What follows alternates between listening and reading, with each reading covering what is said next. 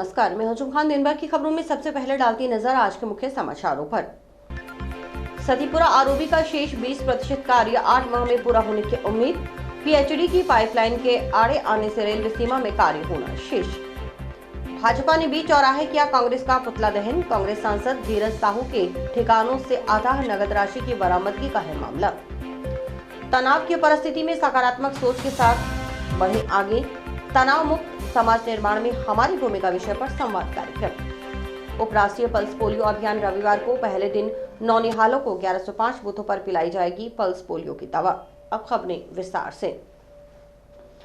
झारखंड से कांग्रेस सांसद धीरज साहू व उनसे जुड़े व्यापारिक समूह के ठिकानों पर आयकर विभाग की छापेमारी में 300 करोड़ से अधिक की संदिग्ध राशि मिलने के मामले को लेकर भारतीय जनता पार्टी के कार्यकर्ताओं ने शनिवार को जंक्शन में शहीद भगत सिंह चौक पर कांग्रेस पार्टी का पुतला दहन किया। पुतला दहन के कार्यक्रम में भाजपा जिलाध्यक्ष देवेंद्र पारिक के नेतृत्व में पार्टी कार्यकर्ता शामिल हुए। पार्टी नेताओं ने कांग्रेस सरकार पर विश्व की सबसे बड़ी भ्रष्टाचारी पार्टी होने का आरोप लगाते हुए नारेबाजी की।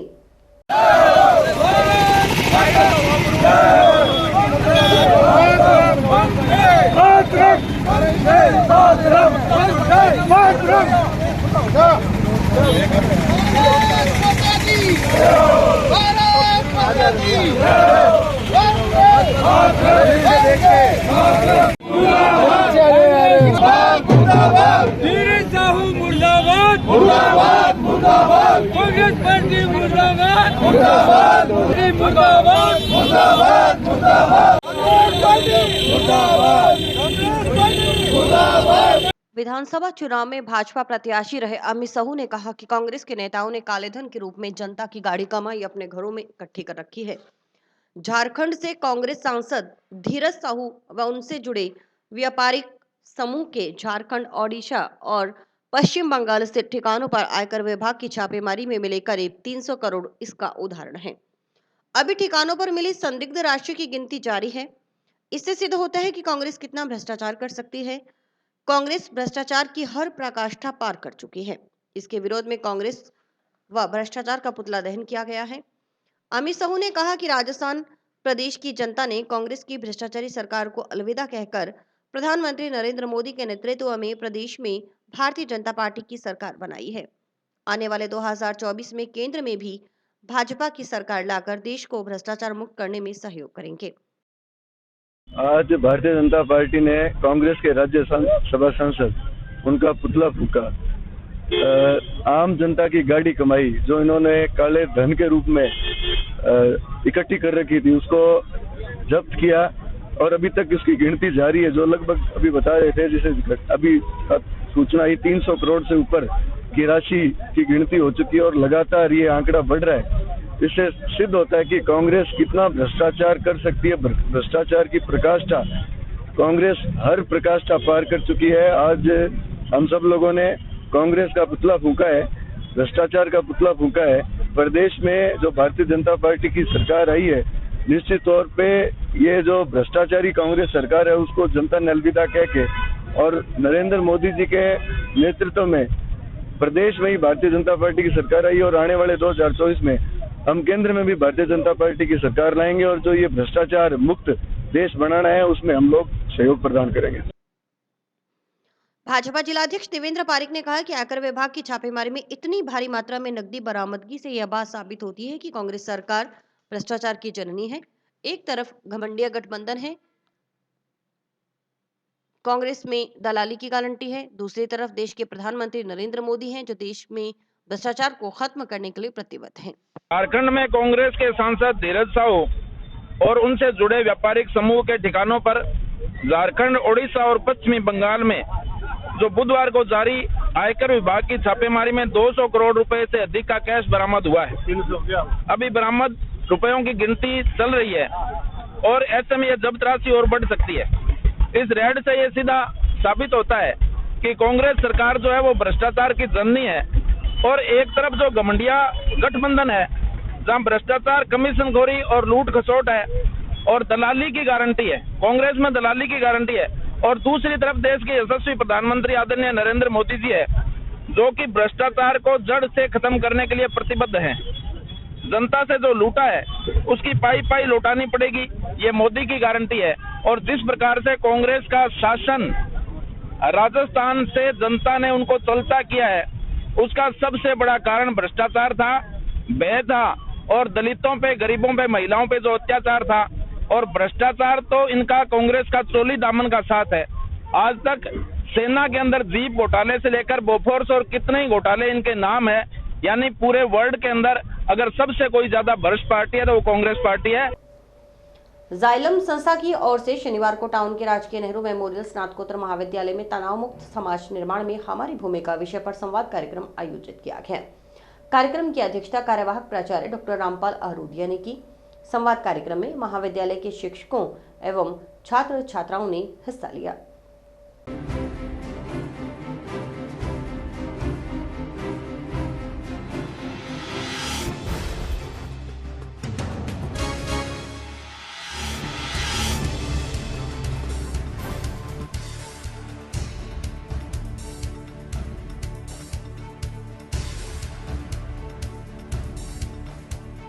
आज हमारे महाविद्यालय राजकीय नेहरू मेमोरियल महाविद्यालय हनुमानगढ़ में जाइलम संस्था जो कि तनाव प्रबंधन के संबंध में काम करती है एक एनजीओ के रूप में, तो यहाँ बच्चों के लिए एक सेशन रखा हुआ था जिसके अंदर बच्चों से संस्था के हमारे जो संयोजक हैं उन्होंने इस पर व्याख्यान दिया और बच्चों से रूबरू हुए।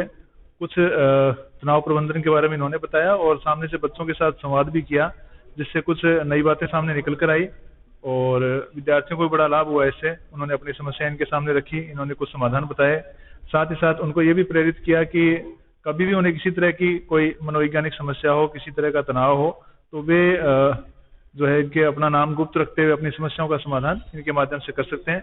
तो विद्यार्थियों के लिए सेशन बड़ा लाभदायक रहा। हमने कहा है कि आगे भी आने वाले समय में जब भी विद्यार्थी चाहें तो उनके हित में आगे ऐसे सेशन ये करते रहें। संस्था का जो है महाविद्यालय की तरफ से मैं धन्यवाद देना चाहता हूँ। इन्होंने एक अच्छा सेशन, एक अच्छा सत्र हमारे महाविद्यालय में रखा। जाइलम द्वारा आज एक राजकीय नेहरू महाविद्यालय में कार्यक्रम आयोजित किया गया था, जिसका विषय हमारा जो था वो था कि तनाव मुक्त समाज निर्माण में हमारी भूमिका।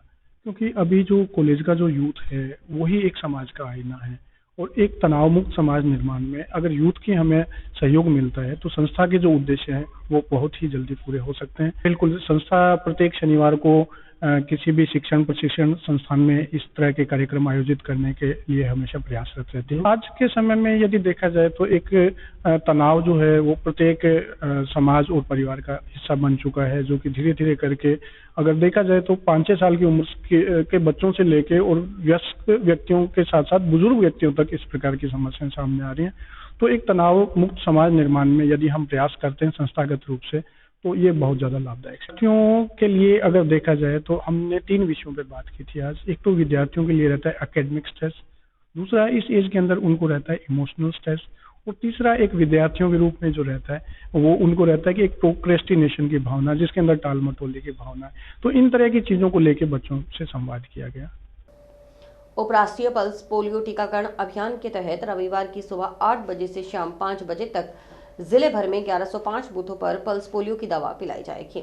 अभियान के तहत 0 से 5 वर्ष तक के सभी बच्चों को पोलियो रोधी दवा पिलाने के लिए जिले के ग्रामीण क्षेत्र में 861 और शहरी क्षेत्र में 244 बूथ बनाए गए हैं। इन बूथों पर 4641 वैक्सीनेटर और उनके निरीक्षण के लिए 221 सुपरवाइजर लगाए गए हैं।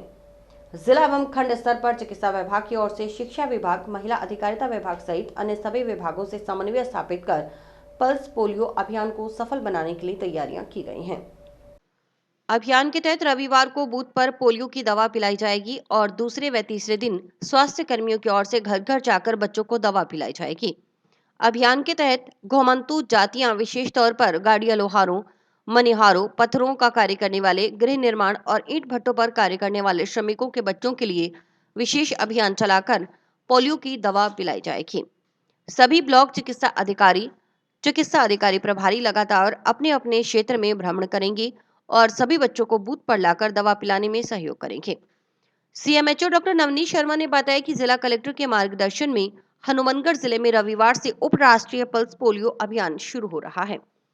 पहले दिन सुबह 8 बजे से शाम 5 बजे तक जिले में बनाए गए 1105 बूथ पर 5 साल तक के बच्चों को पल्स पोलियो की 2 बूंद दवाई पिलाई जाएगी।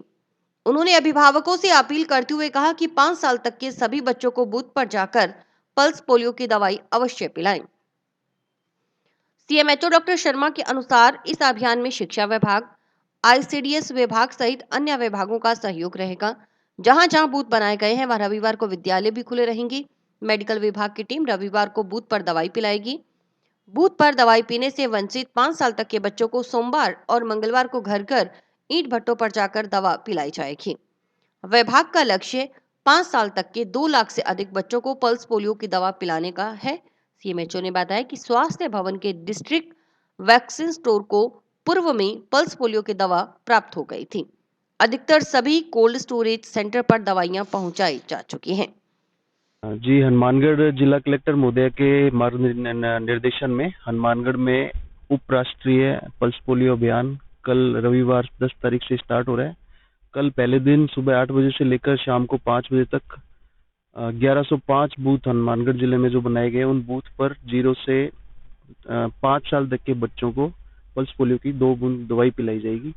तो कलेक्टर साहब की तरफ से और हमारे पूरे विभाग की तरफ से हम ये सबसे अपील करते हैं कि जो भी जिले के 5 साल तक के जितने भी बच्चे हैं उनको पल्स पोलियो की दवाई बूथ पर जाकर पिलाएं। इसी के साथ हमारे साथ में शिक्षा विभाग, आईसीडीएस डिपार्टमेंट और अदर डिपार्टमेंट जैसे पंचायती राज, इन सभी विभागों का सहयोग रहेगा। और रविवार के दिन जहाँ जहाँ हमारे बूथ हैं वहाँ स्कूल भी खोले जाएंगे और प्रशासन की तरफ से भी पूरा सहयोग है। और हमारी पूरी टीम जो मेडिकल विभाग की टीम है कल बूथ पे और फिर अगले 2 दिन घर घर जाकर और जो ईंट भट्टे जो ट्रांजिट एरिया हैं जैसे वहाँ पे भी दवाई पिलाएंगे। तो हमारा टारगेट ये है कि करीब 2 लाख से ऊपर जो 5 साल के बच्चे हैं उनको हम पल्स पोलियो की दवाई पिलाएं।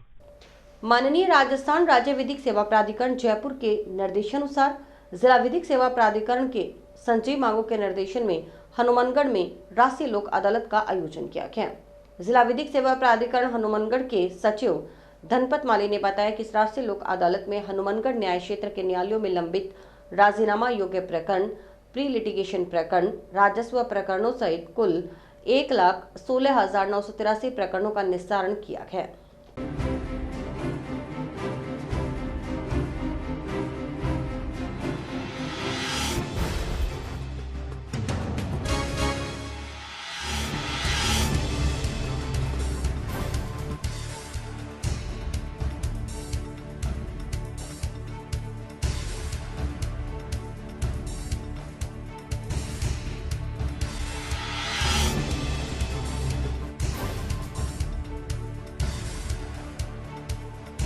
राजस्थान राज्य विधिक सेवा प्राधिकरण जयपुर के निर्देशानुसार आज राष्ट्रीय लोक अदालत का आयोजन हनुमानगढ़ मुख्यालय पे किया गया। इससे पूर्व 3 राष्ट्रीय लोक अदालत का आयोजन हो चुका है। ये इस साल की 4थी राष्ट्रीय लोक अदालत थी। प्रकरण रखे गए थे, लंबित प्रकरण और लिटिगेशन प्रकरण, जिनमें राजीनामा के जरिए काफी प्रकरण निस्तारित हुए हैं। आमजन और लोगों की भीड़ को देख के ऐसे लग रहा है कि इस बार लोक अदालत अच्छी सफल रहेगी। इस लोक अदालत में दीवानी, फौजदारी, राजीनामा के प्रकरण, चेक अनादरण के मामले, भूमि विवाद से संबंधित सीमा ज्ञान, इनके प्रकरण, प्री लिटिगेशन प्रकरण ये रखे गए थे। आज जैसे लोक अदालत के दौरान भी काफी केसेस प्री लिटिगेशन के आए हैं, फाइल हुए हैं, उनमें समझौता हुआ है। और लोक अदालत के बाद कोई केस रह भी जाता है तो आगामी जो राष्ट्रीय लोक अदालत होगी उसमें रखे जा सकते हैं, रेफर किए जा सकते हैं। और वैसे हर सोमवार को, महीने के लास्ट सोमवार को हमारी लोक अदालत होती है, उसमें भी राजीनामा के केस समझा सकते हैं। राष्ट्रीय लोक अदालत आयोजन करने का उद्देश्य ये है कि आज की जो हमारी कोर्ट है, कोर्ट में पेंडेंसी बहुत ज्यादा बढ़ गई है, मुकदमों का अंबार लगा हुआ है, उसको कम करने के लिए प्रत्येक साल 4 लोक अदालत का आयोजन करवाया जाता है। इसका उद्देश्य ये है कि लंबित मामले हैं उसका शीघ्र निस्तारण करवाया जा सके। राजीनामा योग्य जो प्रकरण होते हैं उसमें सरल प्रक्रिया को अपनाते हुए लोक अदालत में प्रकरणों को रेफर किया जाता है ताकि जनता को शीघ्र, सस्ता और सुलभ न्याय मिल सके। इसी उद्देश्य के लिए लोक अदालत का आयोजन करवाया जाता है। United form of bank unions और भारतीय बैंक संघ के मध्य 7 दिसंबर को 12वां वेतन समझौता संपन्न हुआ। समझौता वार्ता में 17% वेतन वृद्धि और 3% लोड पर सहमति हुई। इससे देश भर के 9 लाख बैंक कर्मियों के वेतन में बढ़ोतरी होगी। इस पर 17% वेतन 12,449 करोड़ और 3% 1795 करोड़ राशि का भारतीय बैंक संघ ने बैंक कर्मियों के लिए राशि का वितरण सुनिश्चित किया है। इसके साथ पेंशनधारी कर्मियों को भी इसका लाभ मिलेगा। पेंशन बढ़ोतरी और संशोधन की पुरानी चली आ रही मांग पर भी सहमति हो गई है। उन्होंने सभी बैंक कर्मचारियों को बधाई देते हुए कहा कि संगठन की शक्ति से ही 12वां वेतन समझौता संपन्न हो पाया है। जिला मुख्यालय के निकटवर्ती गांव सतीपुरा में रेलवे फाटक पर निर्माणाधीन रेलवे ओवरब्रिज का कार्य बीरबल की खिचड़ी बनकर रह गया है। 5 साल 3 माह पहले तत्कालीन भाजपा सरकार के कार्यकाल में शुरू हुआ आरओबी का कार्य कांग्रेस सरकार के कार्यकाल में पूरा नहीं हो पाया। सरकार बदल गई लेकिन अभी भी काम अधूरा पड़ा है। अब तक करीब 80% कार्य हो पाया है। शेष 20% कार्य पूर्ण करने में भी करीब 8 माह का समय लगने की बात सार्वजनिक निर्माण विभाग के अधिकारी कह रहे हैं। देखिए रिपोर्टर प्रदीप पाल की खास रिपोर्ट। जन स्वास्थ्य अभियांत्रिकी विभाग की पेयजल पाइपलाइन के आड़े आने से रेलवे सीमा में किया जाने वाला कार्य शेष पड़ा है। हालांकि शनिवार से पीएचईडी की ओर से पीडब्ल्यूडी के सहयोग से पाइपलाइन शिफ्टिंग का कार्य शुरू कर दिया गया। रविवार तक पाइपलाइन शिफ्टिंग का कार्य पूर्ण होने के बाद पीएचईडी अधिकारियों ने कही है। शनिवार को पीएचईडी के एक्सियन जयपाल गिरी, सहायक अभियंता अरुणदीप सिंह, कनिष्ठ अभियंता भीमसेन, सार्वजनिक निर्माण विभाग आरओबी खंड के कनिष्ठ अभियंता विमल बिश्नोई व फिल्टर इंचार्ज मोहनलाल पारिक के देखरेख में पाइपलाइन शिफ्टिंग का कार्य शुरू हुआ। सार्वजनिक निर्माण विभाग आरओबी खंड के कनिष्ठ अभियंता विमल बिश्नोई ने बताया कि सतीपुरा में 58 करोड़ रुपए की लागत से बन रहे ओवरब्रिज का निर्माण कार्य पीएचईडी की पाइपलाइन शिफ्टिंग के कार्य के कारण पिछले कुछ दिनों से रुका हुआ था।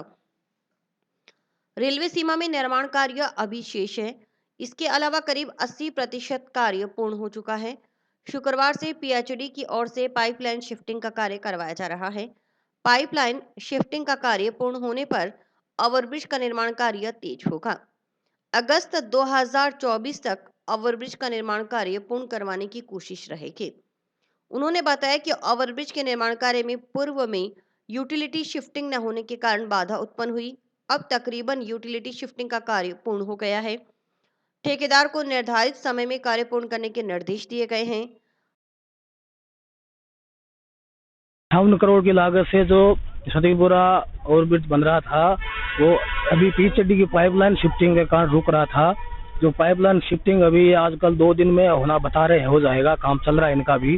जैसे ये हो जाएगा वैसे ही हमारा काम भी प्रगति पे वैसे है, लेकिन और ज्यादा प्रगति पकड़ेगा। तो इसको अगस्त तक लगभग कंप्लीट करवाने की कोशिश रहेगी हमारी। अभी लगभग साहब वैसे सारा हो गया है। वैसे ये जो रेलवे पोर्शन है जिसमें पीएचईडी पाइपलाइन के कारण जो अटक रहा था वो अभी मेनली बच रहा है। बाकी लगभग काम 80% तक हो चुका है। वहीं जन स्वास्थ्य अभियांत्रिकी विभाग के सहायक अभियंता अरुणदीप सिंह ने बताया कि आरओबी निर्माण के लिए सार्वजनिक निर्माण विभाग की तरफ से पेयजल पाइपलाइन शिफ्टिंग के कार्य का प्रपोजल दिया गया था। 2 दिन में यह कार्य करीबन पूर्ण कर लिया जाएगा। इसके लिए 2 दिन टाउन क्षेत्र की पेयजल सप्लाई प्रभावित रहेगी। ये हमारा जो रेल ओवर ब्रिज का काम चल रहा था उसमें हमारी पाइपलाइन शिफ्टिंग का काम इन्होंने प्रपोजल हमें पीडब्ल्यूडी की तरफ से प्राप्त हुआ था, जिसमें हमारा ये काम तकरीबन 2 दिनों में कंप्लीट हो जाएगा, जो कि हमने पहले भी सूचना दे रखी है। हमारी 8 और 9 तारीख को जो सप्लाई है टाउन में वो थोड़ी सी अफेक्टेड रहेगी, पूर्णतः बंद नहीं है लेकिन अफेक्टेड रहेगी वो, और वो हम काम जल्दी समाप्त करके और अपने जो सप्लाई है वो पूर्णतः चालू कर देंगे। ये काम आज जो है स्टार्ट कर दिया गया है, इसे कल शाम तक कंप्लीट कर दिया जाएगा। गौरतलब रहे कि सतीपुरा फाटक पर रेलवे ओवरब्रिज का निर्माण 58.34 करोड़ रुपए की लागत से हो रहा है। रेलवे ओवरब्रिज का निर्माण 17 सितंबर 2018 को शुरू हुआ था। इसका शिलान्यास पूर्व जल संसाधन मंत्री डॉक्टर रामप्रताप ने 28 सितंबर 2018 को किया था, लेकिन 5 साल 3 माह का समय बीतने के बाद भी आरओबी का निर्माण अभी अधर में है। अब तक 80% कार्य ही हुआ है। शेष 80% कार्य पूर्ण होने में पीडब्ल्यूडी अधिकारी 8 माह का समय लगने की बात कह रहे हैं। ओवरब्रिज का निर्माण संग्रिया मार्ग से चूना फाटक मार्ग और सतीपुरा बाईपास से अबोहर मार्ग तक होना है। ओवरब्रिज की लंबाई दोनों तरफ 800 मीटर के करीब होगी और इसकी चौड़ाई 9.5 मीटर होगी। मेगा हाईवे पर स्थित गांव नौरंगदेसर के पास सड़क किनारे पैदल जा रही बुजुर्ग महिला तेज रफ्तार कार की चपेट में आ गई। हादसे में चोटें लगने से गंभीर घायल बुजुर्ग महिला की जिला अस्पताल में इलाज के दौरान मौत हो गई। टक्कर लगने के बाद कार चालक वाहन सहित मौके से भाग गया। कल अपने टाउन थाना क्षेत्र में शेरगढ़ चौकी पड़ती है हाईवे पे, दावतसर हाईवे पे, उसमें नौरंगदेसर गांव हाईवे पे ही पड़ता है।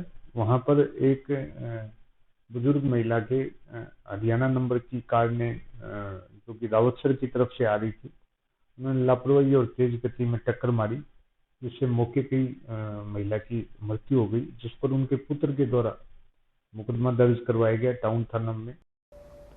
नशा करने वाले लोगों को नशा छोड़ने के लिए प्रेरित करने के उद्देश्य से रविवार को जिला मुख्यालय पर स्थित राजीव गांधी स्टेडियम में मोटिवेशनल सेमिनार होगा।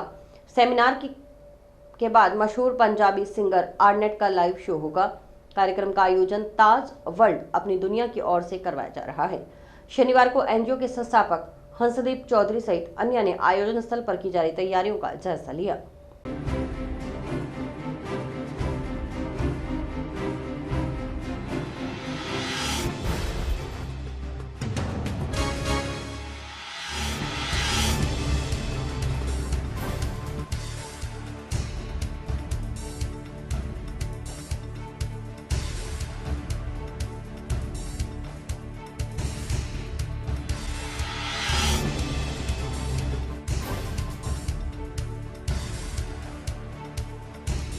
कल सुबह 10 दिसंबर को रविवार को सुबह 10 बजे आर्नेट जी आ रहे हैं, यानी कि आज 9 तारीख है। तैयारियां हमारी चल रही है, स्टेज वगैरह सब तैयार हो चुका है 50%, बाकी तैयारियां जोरों पे है। रात के 6-7 बजे तक सब कंप्लीट हो जाएगा और सुबह जैसे ही आर्नेट जी 10 बजे आएंगे प्रोग्राम चालू हो जाएगा।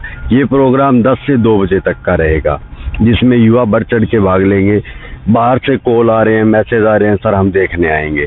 और हर एक बंदा पूछ रहा है कि सर क्या फीस है, तो मैं आपको फिर से बताना चाहता हूँ, ये बिल्कुल निःशुल्क है, ये मेरी सेवा है। मैं चाहता हूँ कि टीम बिल्ट हो, ताज वर्ल्ड अपनी दुनिया, उसमें मेंबर बढ़े और हम लोगों की सेवा करें। और मेरा उद्देश्य पैसा कमाना नहीं है टिकट बेच के, ये मैंने पहले भी कहा था, आज भी कह रहा हूँ। और अभी तैयारियां हम यहाँ देख के सभी कुछ देखा हमने, क्या कारपेट है, जो हमें चाहिए था वो सारा कुछ अवेलेबल है। हाँ, वीआईपी पास जो भी होंगे, प्रशासनिक अधिकारी है, पत्रकार बंधु है, हमारी कॉलोनी के हैं, फैमिली फ्रेंड्स हैं, उनके लिए कम से कम 200 कुर्सियाँ होंगी। एसपी साहब को इत्तला किया गया है और उन्होंने आगे थाना प्रभारी को कर दिया। अब देखो क्या जाब्ता देते हैं, ट्रैफिक जाब्ता क्या देते हैं। प्रशासन का मेरे को पूर्ण सहयोग है। गुणवत्तापरक शिक्षा के अग्रणी केंद्र श्री खुशहालदास विश्वविद्यालय और भारत सरकार की युवा कार्यक्रम एवं खेल मंत्रालय द्वारा मान्यता प्राप्त संस्था योगासन भारत की प्रदेश इकाई राजस्थान योगासन स्पोर्ट्स एसोसिएशन के संयुक्त तत्वावधान में 2 दिवसीय राज्य स्तरीय योगासन प्रतियोगिता का आयोजन गुड्डी डिफेंस सैनिक स्कूल में शुरू हुआ।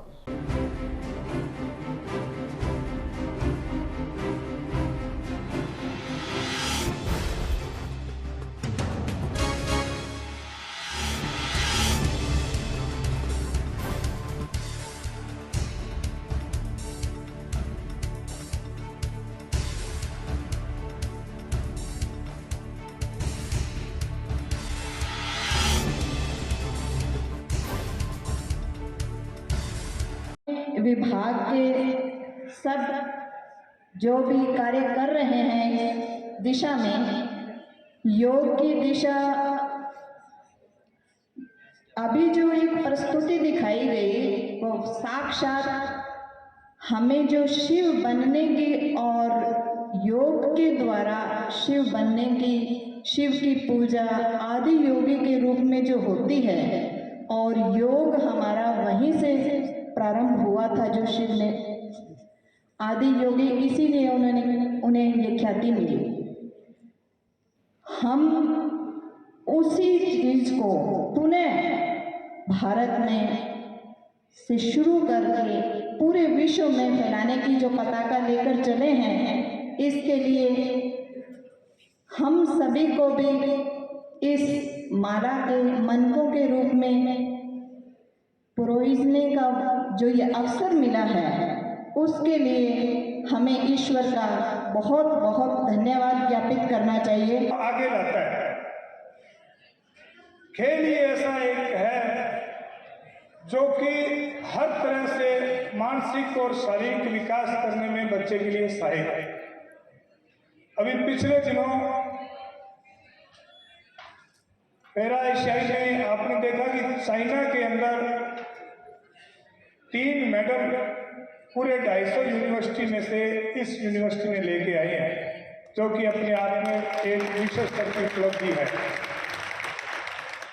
पिछले साल मलखम्ब और उसके साथ साथ मैं आदरणीय मंच को, मैडम को बताना चाहूँगा कि लगभग 300 बच्चे हमारे इस समय, जब से यूनिवर्सिटी शुरुआत हुई है तब से लेकर खेलों के दौरान जो उनको पदक मिले हैं और वो गवर्नमेंट जॉब की तैयारी में हैं, उनमें से बहुत से CI, DSP और SI लेवल पर तैयार बैठे हैं। जैसे जैसे वैकेंसी आती जा रही है वो फिट हो बहुत बड़े लेवल पर। और उसी कड़ी में योगा, मैं धन्यवाद इस मंच से संदीप जी का, राजेंद्र जी का और पूरी योगा टीम का भी करना चाहूँगा।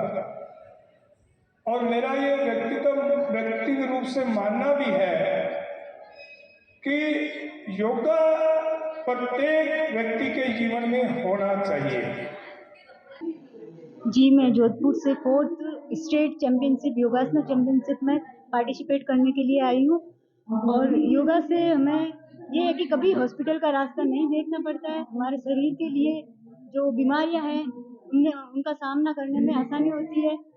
और दूसरा, अब इसे स्पोर्ट्स का भी दर्जा दिया गया है, यहाँ तक कि इंटरनेशनल तक अब योग होगा। अब ये जो नेक्स्ट ईयर है वहाँ पे ये एशियाड के अंदर शामिल किया जाएगा। और यहाँ की जो व्यवस्थाएं हैं वो भी काफ़ी अच्छे से टूर्नामेंट्स कराए जाते हैं यहाँ पे। मैं Arjun Parmar, 37 national games bronze medallist, अभी 4th सीनियर जो हो रही है यहाँ पे स्टेट चैंपियनशिप, उसमें हम लोगों का काफ़ी इवेंट है। इसमें 5 इवेंट होते हैं, ग्रुप इवेंट होता है, एक रिदमिक है, एक आर्टिस्टिक है, 2 इंडिविजुअल होते हैं, बाकी 4 म्यूजिकल इवेंट में होता है। उसमें सब में आसन होल्ड करने होते हैं, ट्रेडिशनल में हमको अलग से करना होता है और म्यूजिकल जो इवेंट होता है उसमें म्यूजिक के साथ करना होता है। योग हमारे शरीर के लिए बहुत ज़्यादा ज़रूरी है, क्योंकि आज की जो जनरेशन है मतलब काफ़ी भागदौड़ में जा रही है, ना उनको टाइम मिल पा रहा है, मतलब उन लोगों को खुद के लिए टाइम देना है। काफ़ी ऑफिस वाले वर्क है जो मतलब खुद को टाइम नहीं दे पा रहे। कम से कम ज़्यादा नहीं हो 5 से 6 मिनट भी अपने लिए निकाले, थोड़ा योग करे, ज़्यादा से ज़्यादा नहीं, रोज़ के अगर वो 2 सूर्य नमस्कार भी करे तो अपनी हेल्थ के लिए वो काफ़ी ठीक होंगे। और इसी के साथ समाचार समाप्त हुए। रोजाना देखते रहिए समाचार। नमस्कार।